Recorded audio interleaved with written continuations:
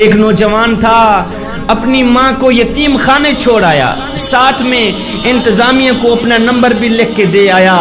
کہ جب میری ماں مرنے پہ آئے تو مجھے اطلاع کر دینا، میں نے اپنی ماں کی تدفین اپنے شہر میں ہی، اپنی بستی میں ہی کرنی ہے۔ اللہ اکبر۔ ماں کا جب وقت آخر آیا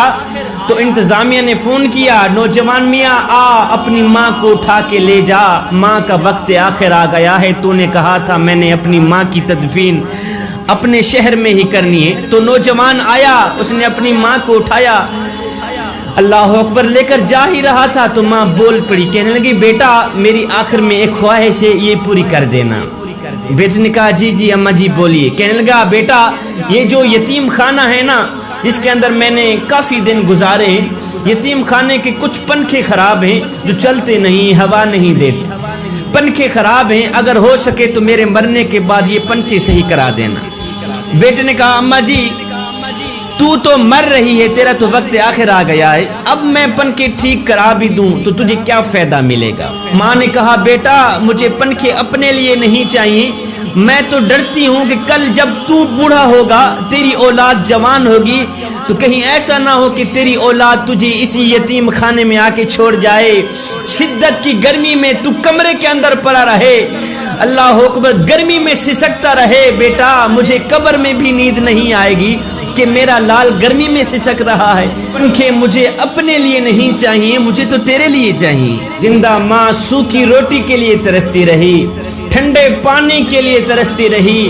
آج جب مری ہے تو نمبردار بیٹے نے آرڈر دے دیا ہے کہ میری ماں کی کلخانی پر کم از کم 50 دیگیں پکنی چاہیے، اور نادان کاش کہ اپنی زندہ ماں کے منہ میں روٹی کا ٹکڑا ڈال دیتا، اپنی زندہ ماں کے منہ میں روٹی کا لقمہ ڈال دیتا، ماں بھی راضی ہو جاتی، اللہ بھی راضی ہو جاتا، اس کا رسول بھی راضی ہو جاتا۔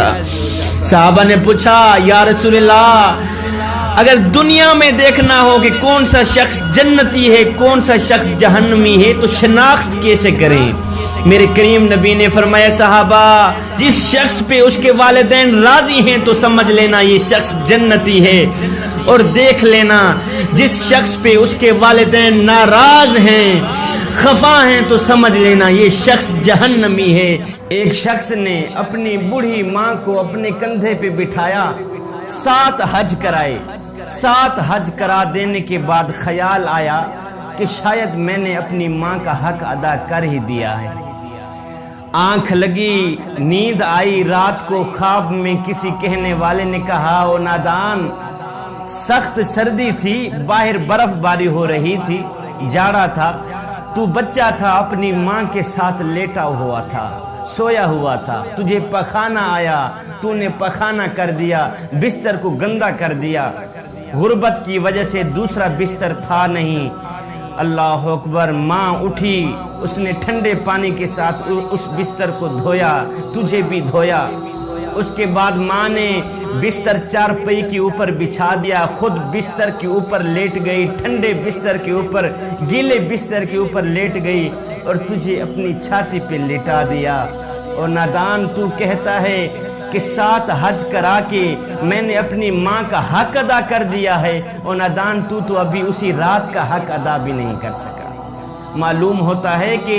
والدین کی جتنی بھی خدمت کی جائے، جتنی بھی خدمت کی جائے کم ہے۔ خوش قسمت ہیں وہ لوگ، خوش بخت ہیں وہ لوگ جو اپنے والدین کی خدمت کر کے، جو ماں باپ کی خدمت کر کے اللہ کو راضی کر لیتے ہیں۔ وہ میرے ایک بھائی ہیں، محبت کرنے والوں میں سے ہیں، ان کا نام تفاخر لطیف ہے، اسپین میں ان کا اپنا کاروبار ہے۔ وہ مجھے جب بھی کال کرتے ہیں یا میسج کرتے ہیں تو ایک ہی بات کہتے ہیں، شاہ جی اللہ کا دیا سب کچھ ہے، اللہ نے عزت بھی دی ہے، اللہ نے رزق بھی دیا ہے، اللہ کا دیا سب کچھ ہے، نہیں ہے تو ماں نہیں ہے، نہیں ہے تو ماں نہیں ہے۔ کہتے ہیں اے میرے دوست بازار میں ہر چیز مل جاتی ہے، نہیں ملتا تو ماں کا پیار ہی نہیں ملتا۔ ایک شخص کی آنکھ لگی، نیند آئی، خواب میں اس نے اللہ کے ولی کو دیکھا